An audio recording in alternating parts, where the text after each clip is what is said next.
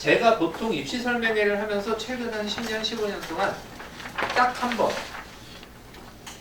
영어가 절대평가로 바뀐 해를 제외하고서는 미대 입시는 특별한 변화가 없습니다 라고 그동안 말씀드렸는데 올해 고3 기준으로 변화가 생겼어요. 올해 고3 기준으로 변화가 생긴 게 좀 늦게 발표가 됐죠. 왜냐하면 대학들에서 그것을 확정해서 발표하는 건 해당 해의 5월이에요. 4, 5월이에요.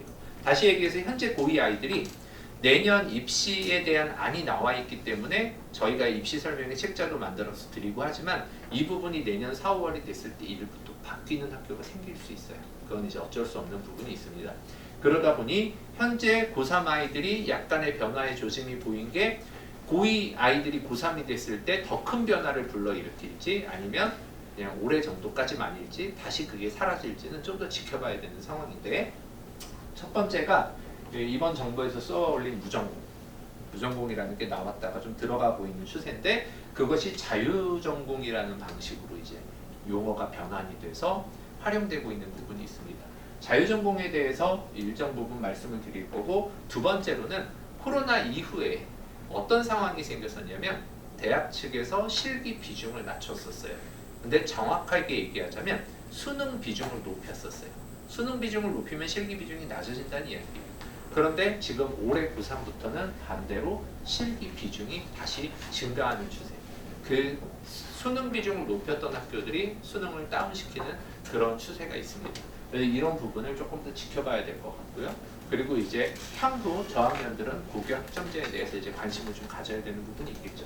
그 중에서 이제 자유전공에 대한 부분입니다. 자유전공이 부모님들 이렇게 이제 시대에 따라서 좀 다르시겠지만 과거의 학부제랑 비슷합니다.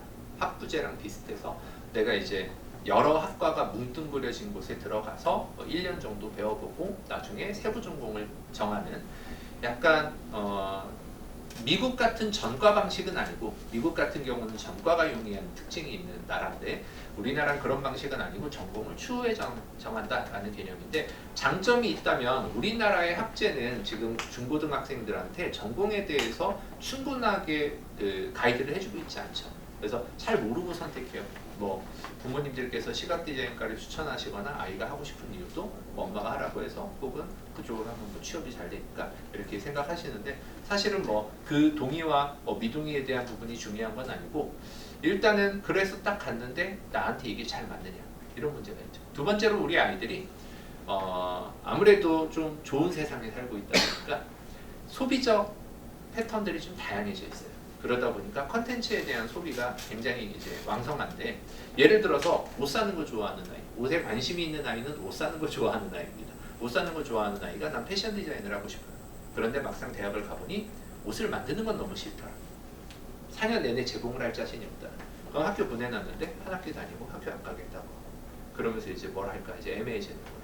그래서 그런 상황들 때문에 자유전공의 장점이 있죠.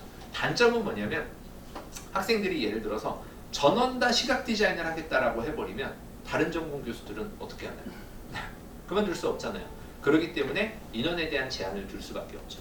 그 기준은 뭐가 될까요? 학점이 되겠죠. 다시 얘기해서 내가 대학을 가놓고 내가 원하는 전공을 하지 못하는 상황이 생길 수 있는 단점도 있겠죠. 장단점을 가지고 있는 이 자유전공이 일부 신설되고 있다라는 부분이 좀 특징이 되겠습니다. 고교학점제는 2025년부터 이제 도입이 되는데, 우리가 이 자리에서 이 대화를 왜 해야 되냐면, 우리 아이가 만약에 입시를 한 번 더 해야 되는 상황이 생겼을 때 어떻게 되느냐가 사실은 화두인 것 같아요. 이 부분만 이해하시면 됩니다. 뭐 이런저런 거 많이 써 있는데 이게 중요한 게 아니고요. 교육부에서는 우리가 교육을 위해서 어떻게 하는 게 좋겠다라는 가이드를 내려주고 이제 그렇게 끌어가요. 예를 들어서 과거에 많이 했던 거예요. 공교육이 무너지고 있다. 공교육을 더 공고히 하기 위해서 내신 반영 비율을 높이자. 대학들에서 내신 의무적으로 보고 내신 반영 비율을 높이세요. 그럼 내신 반영 비율이 10%였다 20%, 20%였다 30%로 올라가요. 부모님들 입장에서는 굉장히 큰 느낌이고, 특히 강남 3구에서는 굉장히 큰 느낌이에요. 그런데 그것을 지켜야지 뭐 예를 들어 교육부라든가 뭐 정부에서 주는 여러 가지 이제 좋은 부분을 이제 얻을 수 있고, 또 페널티를 좀 피할 수 있어서 그렇게 하는데, 그래서 대학에서 어떤 방식을 하냐면 실질적으로 그 안에서 세부적인 성적 차이를 적게 내게 한다든가 일정 내신 뭐 이상은 뭐 이렇게 불이익을 안 보게끔 세부 사항을 조절을 하는 부분이 있습니다. 뒤쪽에서 설명을 좀 드릴 거예요. 그래서 예를 들어 진로 선택 과목에 대한 부분이 현재 있는데 추후에도 있죠. 일반 선택, 융합 선택, 진로 선택이 있는데 대표적으로 뒤에서 나오겠지만 대표적으로 이런 부분을 유심히 수시에서 보게 되는 홍대 같은 경우도 현재 진로 선택 과목에서 미술 관련된 걸 선택하지 않더라도 지원이 가능하게 해요. 그렇다는 건 뭐냐면 꼭 미술이 아니더라도 능력 있는 아이만 뽑겠다라는 거겠죠. 그래서 대학들에서는 보통 이런 변화가 딱 생겼을 때 대학 입장에서 소비자는 학생들이에요. 그 학생들이 우리 학교를 지원하는 데 있어서 두려움이 없게끔 항상 완화를 해서 풀어주는 방식이고요. 그래서 고교학점제가 이제 뭐 진행이 되더라도 입시에 대한 유불리로 봤을 때는 크게 무리가 없다. 이 부분도 마찬가지예요. 9등급에서 5등급제로 바뀌었다. 그러면 과거의 4등급이 1부는 2등급이 되고 1부는 3등급이 되잖아요. 그러면 뭐 3등급이 예전 기준으로는 거의 5등급 정도까지도 이제 되는데 학교들에서 이럴 때 보통 지원자들이 불안해서 지원을 못할 것 같으면 완화해줘요. 첫 해. 그리고 추이를 보는 거예요. 들어오는 아이들의 상황이나 분위기를 봐서 그 다음 해부터 조금씩 올려도 되거든요. 타이트하게 해놨다가 학생 모집에서 실패를 해서 나중에 완화하면 늦어요. 그래서 일단 뭐 실기든 수능이든 내신이든 능력 있는 애를 뽑으면 되니까 일단 첫 해에는 좀 넉넉하게 완화해서 뽑아주고 약간 그것보다 우리는 좀 더 높여도 되겠다라고 판단하는 대학들이 좀 높이기 때문에 바뀌는 부분에 있어서 굉장히 두려워할 필요는 없다. 그리고 보통 이건 미술학원들의 입장이지만 미술학원 원장들은 대체로 5등급제로 가게 되면 변별이 있었던 게 점점 더 변별이 적어지죠. 사실 그걸 목표로 하는 거예요. 쉽게 얘기해서 아이들 그 공부로 너무 내몰지 말라고 이렇게 하는 거거든요. 영어 절대평가도 그런 거잖아요. 그러면 영어 절대평가가 됨으로써 어떤 상황이 생겼냐? 영어에 대한 비중이 낮아지고 국어 탐구에 대한 비중이 높아졌죠. 그러면 이제 수시에서 이건 보통 수시에서 중요한 내용입니다. 수시에서 이런 부분이 완화가 되면 어떻게 되느냐? 학생부 종합전형에서는 더욱더 활동이나 면접이 중요해질 거고 실기 전형에서는 실기가 훨씬 더 중요해지겠죠. 객관적 평가를 할 수 있는 게 대학에서 제일 중요합니다. 그렇게 이해를 하시면 되겠습니다. 반영 비율이 낮아질 수밖에 없다. 자, 주요 대학의 특별히 변한 부분 몇 개만 설명을 드리자면 왜냐하면 이 전체적 맥락을 위해서 몇 개 대학만 설명드릴 부분이 있습니다.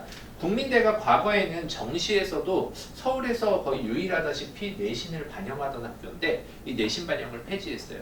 보통 여기서 내신 반영할 때 내신 4.9등급 정도까지는 무리 없이 지원을 할 수 있는 그러니까 쉽게 얘기해서 1에서 5등급까지는 점수 차이가 거의 없었어요. 그냥 없다고 생각해도 될 만큼이었어요. 6등급부터 점수 차이를 확 내버려가지고 6등급 이하는 수능 성적을 잘 봐도 불이익이 있게끔 쉽게 얘기해서 우리는 내신 6등급이야 오지 마라 이런 거였죠. 그래서 이제 어떤 문제가 있었냐면 저희 학원에서도 그랬지만 외고로 진학했다가 2학년 때나 어느 시점에 미술로 전향하는 아이들이 있습니다. 그 아이들은 내신이 6, 7등급인 경우가 제법 많아요. 그러니까 수능은 충분히 잘할 수 있고 학업 능력이 있는 아이인데 너무 유능한 애들 사이에 있음으로 해서 이 대학을 못 보는 상황이 생기는 걸 교수님들도 인지하는 거죠. 그럼 빼는 겁니다. 그래서 우리는 어차피 객관적으로 유능한 아이를 받는 게 중요하지 몇 등급 학생이냐가 중요한 건 아니거든요. 그런 부분이 있다는 게 특이사항이고요. 보통 대학들은 요즘 어떤 추세냐면 아시다시피 뭐 수도권에 있는 대학 다 그렇지만 대부분의 대학들은 정원의 제한이 있습니다. 정원의 제한이 있고 대학의 규모에 따라서 규모라는 게 뭐 공간에 따라서 교원 수에 따라서 그 인허가를 내주는 정원이 있기 때문에 그 정원 안에서만 모집을 해야 되죠. 그러다 보니까 새로운 과가 만들어지는 경우 예를 들어서 AI에 관련된 학과, 반도체에 관련된 학과 이런 것이 만들어지면 거기에 교원도 넣어줘야 되고 거기에 학생 모집을 할 수 있는 공간을 만들어야 됩니다. 우리 학교가 디자인 쪽이나 미대 쪽이 그래도 주류를 이루는 학교라면 그곳은 건드리지 않거나 더 늘리거나 AI나 반도체나 이런 쪽하고 융합도 시켜요. 그런데 또 일부 어떤 학교들은 그런 어떻게 보면 좀 비주류가 될 수 있는 그 학과들의 인원을 좀 줄이고 그 인원들을 이렇게 옮겨놓는 거예요. 특히나 이제 4차 산업혁명에 맞춰서 만들어진 학과들은 디자인이 연결되는 경우가 많아요. 그래서 그 디자인과 교원까지 그대로 옮겨가가지고 디자인과 인원을 그쪽에서 뽑는 선택을 하게 돼요. 그러다 보면 모집 정원이 줄어들죠. 우리 대학 학과가 이번에 모집 정원이 줄었어. 그러면 학생들이 우리 대학을 지원할 때 자리가 너무 적어서 고민을 하게 될 것 같아. 이것을 수시랑 정시를 나누고 상황에 따라서는 과별로 인원을 다 나누면 굉장히 고민을 할 것 같아. 그러느니 우리가 다 같이 수시에서 뽑자.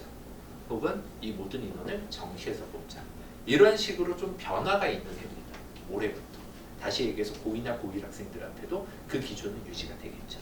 그런 변화가 있는 해인데 그래서 단일화를 하는 게 요즘 목표인데 특이하게 이화여대 같은 경우는 정시에서 실기가 60% 수능이 40% 들어가는 실기 위주 전형과 반대로 수능 60%와 실기 40%가 되는 수능 위주 전형 이렇게 두 개로 나눠서 보는 좀 독특한 방식을 취하고 있는 게 특징이 될 것 같고요. 지금 성균관대 같은 경우는 시각 디자인과랑 서피스 디자인과 이렇게 두 개 학과가 있는데 디자인 학과로 통합해서 뽑는 이제 이런 것들이 변화의 추입니다. 우리가 지금 현재 맞이하고 있는 그리고 이 부분 좀 독특한데 보통 뒤에서 또 나오는 내용입니다만 상위권 대학들은 탐구 과목을 보통 두 과목을 다 봐요. 반영해요. 그리고 이제 중하위권 대학들은 한 과목만 반영하는 학교도 많아요. 그런데 특이하게 숙명여대가 탐구를 한 과목만 반영하기로 이제 바꿨다라는 부분이 좀 특이점이 될 거고요. 아무래도 지원자를 좀 더 늘리고 싶은 마음이 있을 때 완화해줍니다. 성신여대는 공예과는 수시에서 모집하고 디자인과는 정시에서 모집하고 이렇게 수시 정시 해처모여하고 있는 그런 분위기가 있고요. 경희대 국제 캠퍼스 같은 경우는 도예과에 한해서 실기를 안 보고 수능으로만 뽑는 이런 방식으로도 좀 바꿨습니다. 사실 경희대는 지금도 실기를 보지 않고 국영 사탐만 가지고 비실기로 갈 수 있는 전형이 있는 학교예요. 성적대는 보통 100분이 한 92% 정도. 굉장히 높죠. 2등급대죠. 그 정도 성적이면 실기하는 아이들은 고려대, 국민대 이런 대학들을 가고 홍대 좀 낮은 과도 갈 수 있는 성적대인데 굉장히 높은 편이죠. 성적으로만 가는 그런 상황들이 있고요. 그 외의 내용들은 한번 차근차근 가정에서 읽어보시면 그렇게 어렵지 않은 내용들일 거라고 보입니다.